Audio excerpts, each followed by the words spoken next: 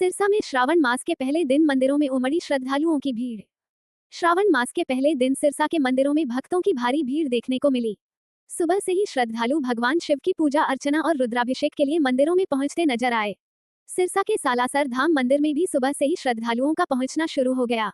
भक्तों ने भगवान शिव का जलाभिषेक और रुद्राभिषेक कर सुख समृद्धि की कामना की। वहीं बेगू रोड स्थित प्राचीन हनुमान मंदिर में भी श्रावण मास के प्रथम दिन विशेष पूजा अर्चना का आयोजन किया गया। पंडित नीरज भारद्वाज के नेतृत्व में विधि विधान के साथ भगवान शिव का रुद्राभिषेक करवाया गया। इस दौरान बड़ी संख्या में श्रद्धालुओं ने भगवान शिव का जल, दूध और अन्य पूजन सामग्री से अभिषेक किया और भोलेनाथ से परिवार की सुख शांति और समृद्धि की कामना की। श्रावण मास को भगवान शिव की आराधना के लिए विशेष माना जाता है। यही वजह है कि पहले ही दिन मंदिरों में हर हर महादेव और बम बम भोले के जयकारों से पूरा माहौल भक्तिमय नजर आया। विश्वास है, हमारे इष्ट देव ही हमारे भोलेनाथ है और सावन में भोलेनाथ आते हैं। जय। किस तरह की आस्था है पूरे महीना सावन का महीना चल रहा है? वो हमारे अंदर बहुत आस्था है भगवान को लेकर, सभी देवी देवताओं को लेकर, पर ये सावन भोलेनाथ का है।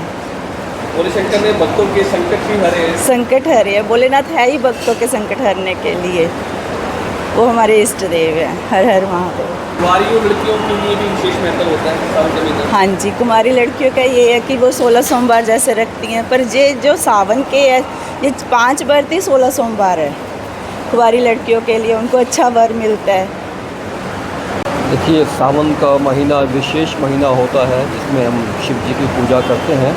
अन्यथा तो पूरा साल ही शिव जी की पूजा चलती रहती है। और यहाँ आने का मकसद तो एक चरित्र की पूजा है, चित्र की नहीं। चित्र के माध्यम से हम चरित्र को याद करते हैं। शंकर भगवान जो थे वो गले में सांप डाल के निर्भय होकर जीते थे, तो जीवन निर्भय होकर जिया जाए।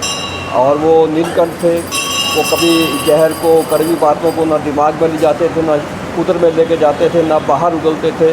और वो सारी जो कड़वाहट थे गले में रख कर उसको समाप्त कर देते थे। और सावन का महीना विशेष ऐसे है कि जल से उत्पत्ति है सब संसार की, तो जल जो है वो प्रचुर मात्रा में रहे ब्रह्मांड में, इसलिए हम सावन में विशेष तौर से शिव की पूजा करते हैं। शिव नाम तो ब्रह्मांड का ही है, तो ब्रह्मांड ही है शिव। तो आज उत्साह है कि हम सावन मास में विशेष रूप से शिव जी की पूजा कर रहे हैं। उसको, प्रकृति को बचाने का एक हमारा संकल्प होना चाहिए। और उसका जो प्राकृतिक चीज़ें हैं, चाहे वो वनस्पति है, चाहे वो जल है, उनका संरक्षण करना चाहिए और जिससे पूरा मानव जीवन अच्छा चले। मैं सभी भक्तों को बालाजी महाराज प्रणाम करता हूँ। आज सावन का पहला दिन है। सावन के महीना में भोलेनाथ की पूजा अर्चना विशेष रूप से मानी जाती है। इसमें श्री शंकर भगवान की पूजा अर्चना करने से सभी की मनोकामना पूर्ण होती हैं, सभी मनोवांछित फल प्राप्त होता है।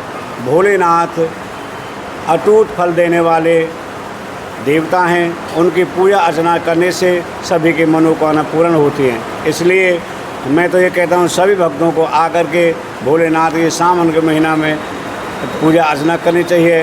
ये तो रोजाना ही होनी चाहिए वैसे तो, पर ज़्यादातर है सावन के महीना में इनका विशेष महत्व बताया गया है। किस तरह का महत्व होता है सावन के महीने का? सावन के महीने में भोलेनाथ के, जैसे कि हर महीने में जैसे नवरात्र में माता दुर्गा जी का होता है, चैत्र मास में बालाजी की पूजा करते, ऐसे ही सावन महीना भोलेनाथ का सबसे प्रिय मास माना गया है। भक्तों के संकट भी हटते हैं। भक्तों के भोलेनाथ सभी के संकट हटते हैं, उनकी पूजा अर्चना सभी की मनोकामना पूर्ण होती हैं।